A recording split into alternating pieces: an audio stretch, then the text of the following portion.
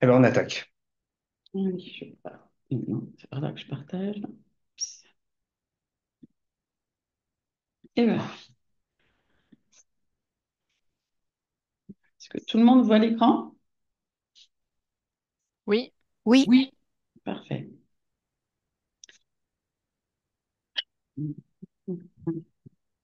Hop.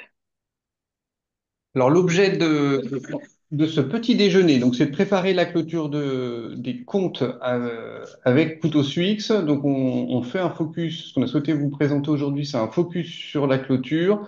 Et au moment de la préparation de ce petit déj, on a identifié avec Marion besoin de quelques améliorations. Et donc, il y a des petites fonctionnalités qui ont été rajoutées ces dernières semaines qui devraient bien vous faciliter la tâche. Et on les abordera au fur et à mesure du petit-déj. Et peut-être pour rappeler que on va vous présenter notre façon de faire. Voilà, elle n'est pas, c'est pas la seule, du coup.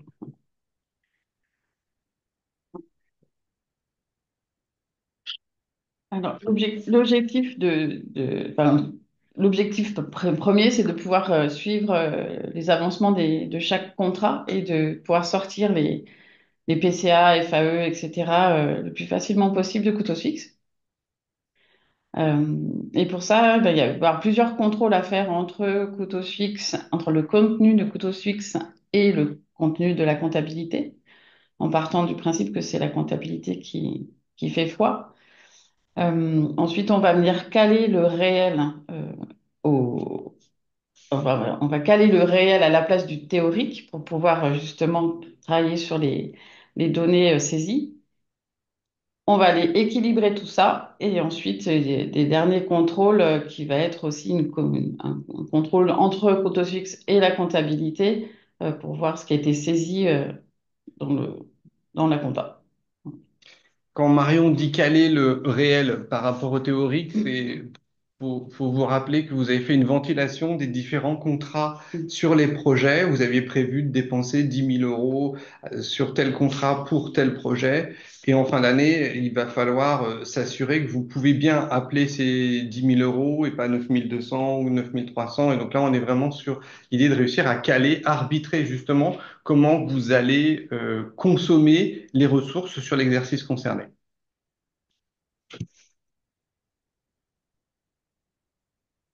Alors, euh, alors, les premiers contrôles que j'effectue dans Cotofix, ça va être un contrôle de vérification, en fait, de vérifier entre la compta et Cotofix qu'il y a le même nombre de contrats, donc que ce soit sur des subs ou des prestats. Euh, je ne sais pas si je lis tout aussi. Donc là, bah, concrètement, Alors concrètement, ben, je fais un export donc des contrats en cours sur l'année. Je les trie par numéro de compte comptable. Donc ça va être dans la partie avancement. Et vous allez du coup avoir que ceux qui correspondent à un compte et vous allez pouvoir du coup contrôler avec votre compta, avec ce numéro de compte, que le contenu est le même. De la même manière, on procède pour ceux qui importent et dépensent dans Cotosix. On va procéder à peu près pareil. On va extraire de couteau fixe le contenu des comptes 6 qui ont été importés et on va vérifier avec la compta le contenu. Donc, c'est déjà pas rien, ce petit travail-là. Petite astuce que j'ai notée en dessous, c'est que dans le paramétrage des contrats, il n'y a qu'un compte comptable. Donc, il faut bien penser que, effectivement, quand on fait ce contrôle-là, que le montant hors taxe, il peut y avoir des frais dedans, et donc sur un autre compte. Voilà, c'était juste pour vous éviter de chercher pour quelle raison c'est pas égal. Et souvent des comptes de frais. Et oui, vous vas-y. voulez rajouter? Non, non. Non? Ensuite, je vais aller vérifier que tous les contrats qui sont saisis dans le couteau fixe ont bien été ventilés au moins une fois, qu'il n'y ait pas de contrats qui ont été saisis et pour lesquels on n'a pas fait le lien avec un projet et une tâche. Donc ça, il y a un module exprès dans couteau fixe qui s'appelle le contrôle des ventilations. Alors, ce qui a été ajouté, c'est que dans le contrôle des ventilations, jusque-là, on n'avait pas le statut du contrat. Donc, on pouvait passer, donc du moment où, par exemple, vous avez saisi un contrat en proposition, il sortait dans la liste avec un petit triangle en disant il n'y a pas de ventilation. Alors du coup, voilà, on passait pas mal de temps à vérifier des choses qui étaient pas intéressantes à vérifier. Donc on a ajouté ce statut qui permet voilà, de cibler les, les, les contrôles et de s'interroger uniquement sur les contrats qui sont en cours et qui sont en attente de signature pour lesquels il y a eu des saisies d'heures. Le système de contrôle de ventilation, vous le voyez sur la partie gauche, un colonne de gauche, où il y a des avertissements. Et donc là, ce qu'on vous invite à faire, c'est sur la base des contrats qui sont effectivement en cours ou en cours de signature, c'est de vous assurer que donc on a bien ces ventilations, puis il y aura d'autres contrôles qui sont également réalisés, et vous assurer que de votre côté, tout est bien carré. Alors, un petit tips qu'on a ajouté, c'est plutôt lié à la comptabilité, c'est que pour faciliter le lien entre la compta et Couteau Suisse, notre collègue Régis va ajouter dans le libellé des projets, enfin des contrats qu'il saisit dans sa compta, le numéro Couteau Suisse. Donc là, pour le coup, ça facilite vraiment ces contrôles-là.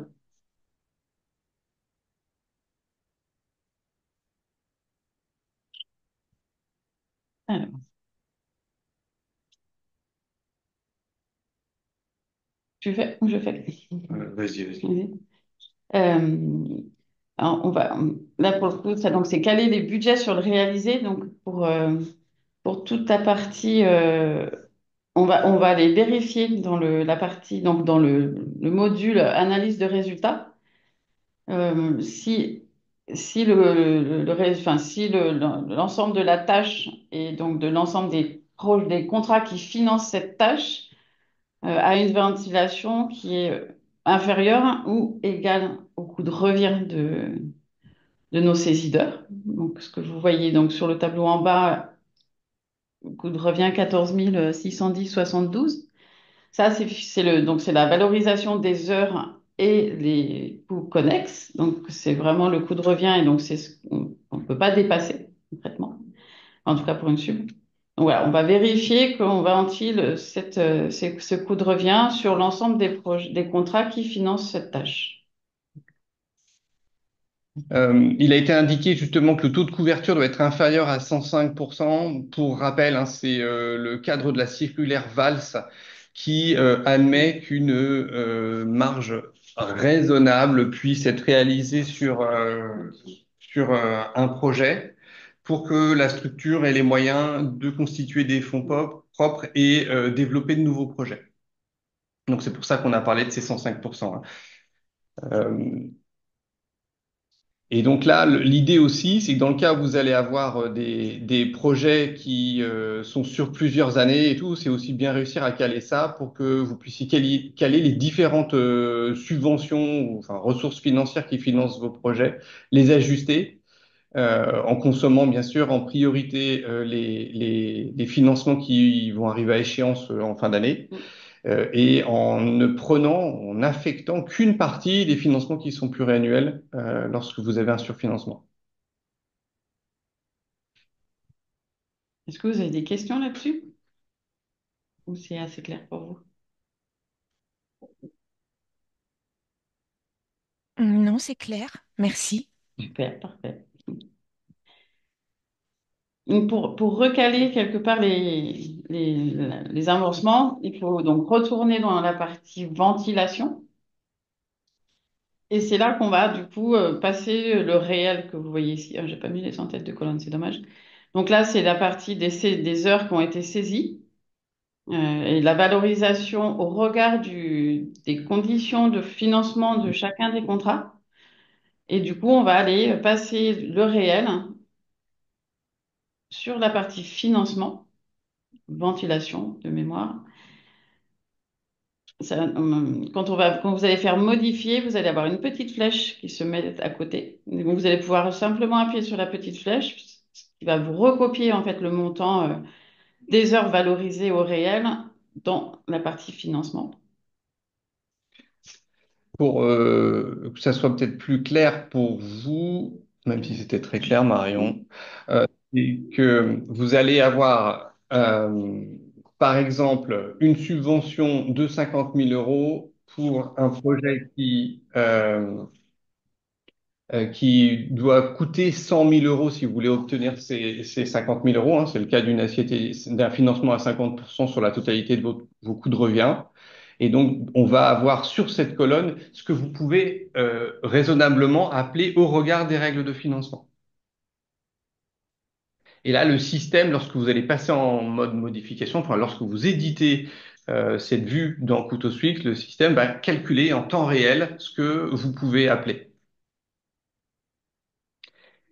Et ce qui est aussi important, c'est une fois que vous avez effectué ce transfert, pensez bien à utiliser le cadenas qui va permettre de bloquer cette ventilation. Et ce qui fait qu'on ne pourra pas la modifier à moins d'ouvrir de nouveau ce cadenas, parce que c'est quelque chose qui va vous permettre de vous assurer que lorsque vous avez un récap de dépenses à faire, on sera bien sur ces niveaux d'avancement-là. Oui, il n'y ait pas de différence. Vous avez des questions par rapport à ça? Non,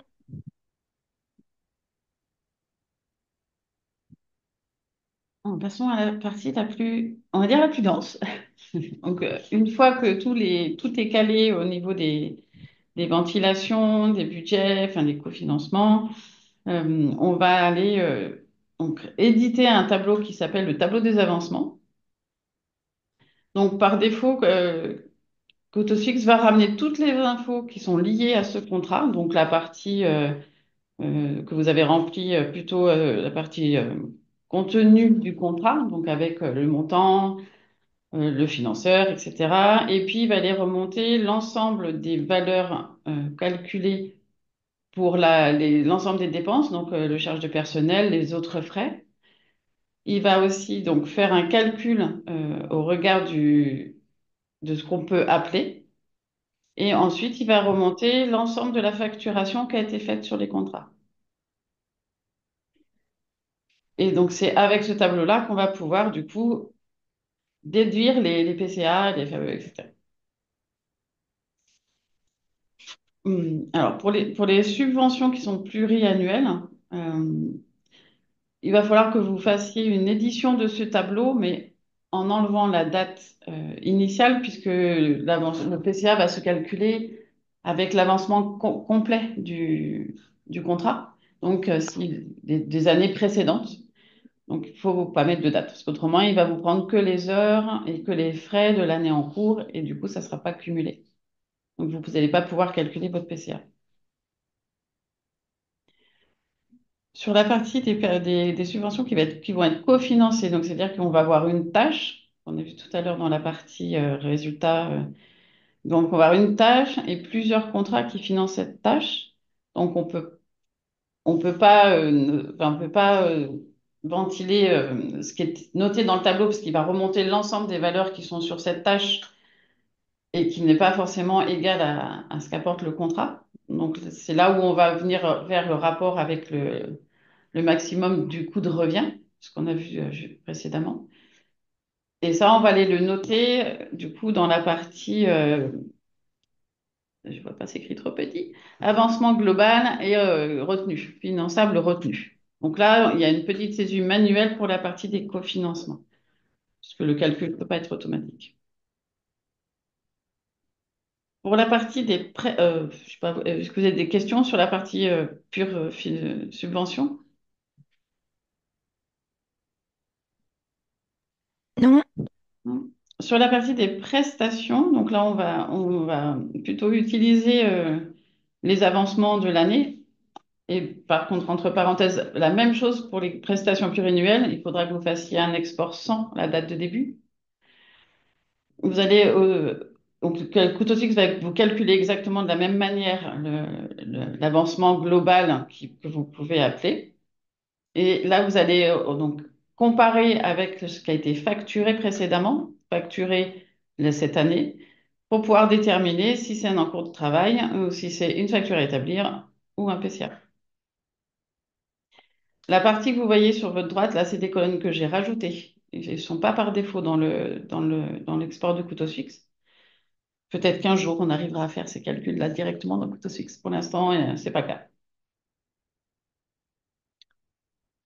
Je vais ajouter quelque chose. Je voulais ajouter quelque chose, mais il faut que ça me revienne. Oui, bien que vous ayez en mémoire hein, que pour la partie des prestations qui sont non terminées, on va bien les valoriser comptablement au coût de revient, hein. Sauf si on a fait des facturations intermédiaires. Mais on va calculer au coût de revient entre le moment de la dernière facturation intermédiaire, si on a une facturation, je ne parle pas d'un Ah, compta. oui, si on a une facturation, oui, Si on tout a à une fait. facturation d'une étape, par exemple, vous avez une mission qui est en 3 volets, vous allez réaliser 2 volets sur l'année, un troisième volet que vous allez juste entamer. On va considérer en recette la facturation qui a lieu à la fin de chaque volet, Mm. premier et deuxième volet. Et sur le troisième volet, dans la mesure où il n'est pas terminé, on va constater juste le travail, donc vraiment Oui, que le coût de revient sur cette troisième partie.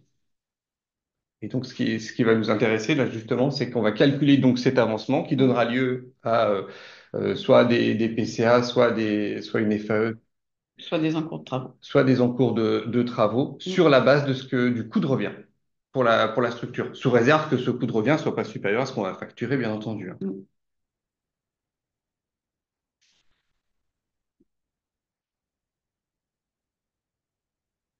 Donc, une fois tout ce travail fait, on va donner au comptable l'ensemble finalement des PCA qui ont été calculés. Et on va donc pouvoir filtrer notre tableau, lui donner. Et une fois que c'est saisi en comptable, je vais refaire des petits contrôles sur qu'est-ce que j'ai en 468, en 441, pour faire des contrôles de saisie simplement et vérifier que tout est bien calé dans la comptable. Bon, je vous ai mis le compte qu'on utilisait. Sur les, dans le cadre de ce travail-là, quelque chose qui peut être aussi très intéressant, c'est de contrôler aussi les avancements au niveau de la vue budget du projet, pour bien s'assurer que l'ensemble des ventilations et de l'ensemble de ces financements permettent de pas trop sous-financer ou pas trop surfinancer le projet. Donc c'est un endroit aussi où vous pourrez faire des ajustements, sachant que quand vous êtes dans la partie projet, vous avez la possibilité de pouvoir passer en mode modification, de déplier les différents contrats et de pouvoir ajuster ces ventilations de manière assez facile. Vous allez pouvoir cliquer sur le contrat, ça va éditer la ventilation, vous pouvez l'ajuster, la valider, ça revient directement dans votre budget, ça vous permet de recalculer la ventilation de vos financements sur vos projets et c'est assez pratique. Donc là, on ne le voit pas sur cet écran puisque je l'ai fait. Ah, ah si, ça y est, pardon.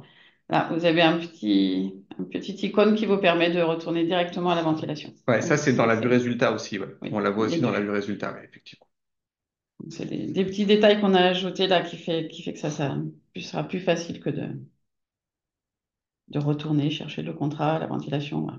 Ça facilite et ça gagne un peu de temps. Voilà, donc vous avez deux façons de faire, soit au niveau du projet lui-même, en particulier sur des gros projets où peut y avoir un peu de complexité, soit directement au niveau du tableau résultat avec les dernières ajouts de fonctionnalités.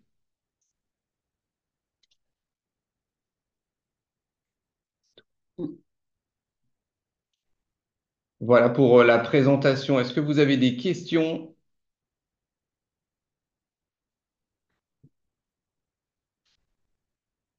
N'hésitez pas, c'est le moment. Oui, j'ai pas. Bon, moi, c'est Madame Alvic, Cécilia de l'association Lorraine Énergie Renouvelable. J'ai pas compris si vous alliez mettre le numéro de compte comptable sur couteau fixe. Alors, je vais vous faire voir.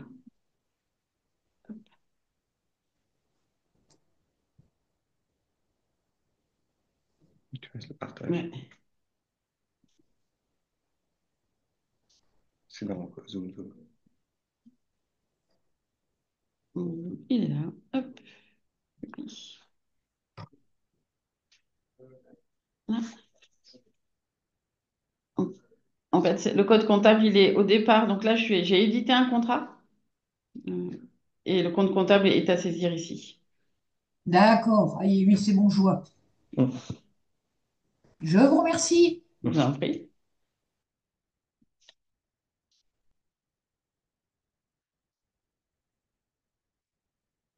Est-ce que vous avez éventuellement des partages d'expérience à faire si vous avez déjà peut-être essayé de faire une clôture avec couteau suisse? J'en ai comme ça.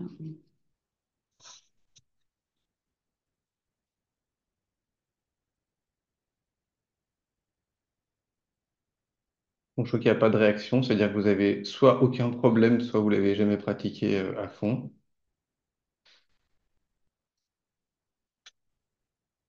Pas de questions? Vous vous sentez armé pour pouvoir faire votre clôture? Est-ce qu'il y a des cas qui n'auraient pas été identifiés sur lesquels vous avez des questionnements? Non, tous les cas ont été abordés. Ok, merci. Eh ben, c'est parfait. Eh ben, on vous remercie. Dans ce cas-là, on vous souhaite de bonnes fêtes et on a terminé notre petit déj. Merci à vous. Voilà, prochaine session. Alors, prochaine session. euh, Ah, donc, les sessions sont indiquées sur le site couteausuix.fr et on va vous faire des invitations avec un peu plus d'avance les prochaines fois d'ailleurs. oui, hop, hop. Donc, la prochaine session est le 9 janvier. Ce sera les suivis de congés, gestion des absences et le lien avec les payes. Ensuite, vous en avez le 13 février, qui sera la définition des projets, budget projet initialisé et mettre à jour la charge de travail. Et le 13 mars, je vous dis que les trois premiers, intégration des contrats de financement. Et on va faire un point au premier trimestre tous ensemble en réunion de communauté justement pour vous présenter les, euh, les différentes demandes qu'on a collectées auprès de vous ces Oui, derniers temps. On a commencé à faire un travail de tri, de regroupement, on a essayé d'évaluer l'effort des différentes de chaque développement. Est-ce qu'on prendra un temps avec vous pour pouvoir prioriser tout ça et voir ce qu'on fait cette année, ce qu'on fera en 2025. point roadmap. Voilà, bah merci à toutes et tous, et puis bah, bonne fête de Noël. À bientôt. Bonne fête à tous. Oui. Merci, bonne fête. Merci, bonne fête également. Merci, bonne fête également. Au revoir. Au revoir. Au revoir.